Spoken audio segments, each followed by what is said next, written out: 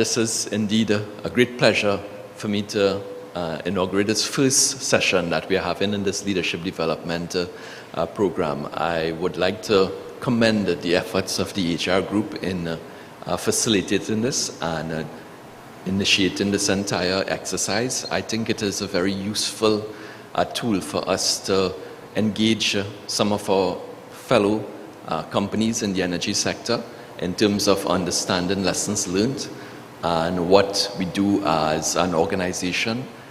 The leadership is ultimately accountable and responsible for the growth and development of the organization. And this is the first in a series of what we hope would be many similar sessions where we invite leaders from within the energy sector and other companies and other related companies to share with us their experiences. And today it is especially my pleasure to welcome Mr. Eugene Tia, President of Phoenix Park, who I've known for a long time. As you all know, Phoenix Park is considered one of the best run companies in the country, and I can think of no better company to start this program with.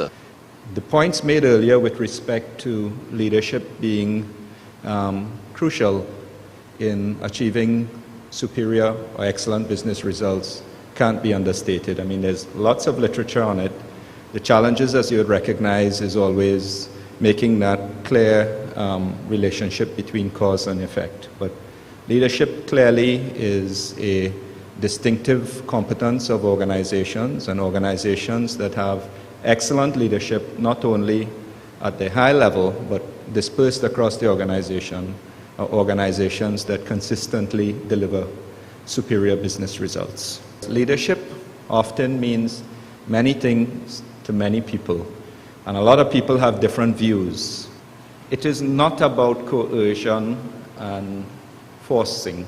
It is not about authority. It is about inspiring people to perform at much higher levels than they would normally perform at. So it is about getting willing cooperation from followers.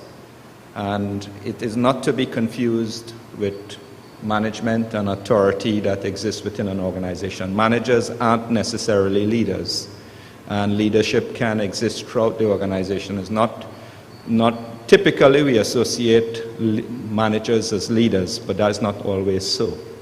Management is typically associated with planning, coordinating, and getting things done through organizing. Leadership is about winning hearts and minds of people to do things that they would not otherwise do. So that is our view. Notwithstanding 75 years of study, there's no clear, unequivocal understanding as to what distinguishes leaders from non-leaders, and perhaps more importantly, what distinguishes effective leaders from ineffective leaders. So there's lots of theories, lots of different approaches. So this subject has been approached from many, many different viewpoints. So let's look at the three components of professional leadership. These are some of the more well-known ones. Without a vision and a mission, you're going nowhere. So it is important, of course, in the professional side of leadership to have a clear direction. Any organization must have a clear purpose and must have a clear vision and direction. Now, how you get there and how you define that varies according to organizations. Our approach to this is one of creating shared ownership for the vision, the purpose, the vision, and the mission of the organization. How we have done that is we have engaged goals, like I would imagine most other organizations, are driven off clearly defined goals and targets. Our merit is not an across-the-board payment. In fact, if we have a merit budget of 5%, between our lowest performer and our highest performer may be the difference between 0 and 7%. So it actually gets distributed based on your performance on a scale.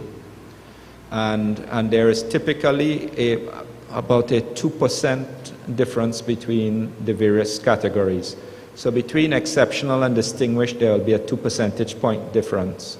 So an exceptional performer may get 7%, a distinguished performer 5%, A successful performer, 3%. Needs improvement performer may get 2%, and unsuccessful gets 0. If you fall into the 0 or 2%, you have to have a development plan. So if you're unsatisfactory or didn't meet expectations, you have to have a development plan. You'll be coached, and if you continuously are in that category, then we look at, probably is another place. You need to be looking to another place to work, because this is not the organization for you.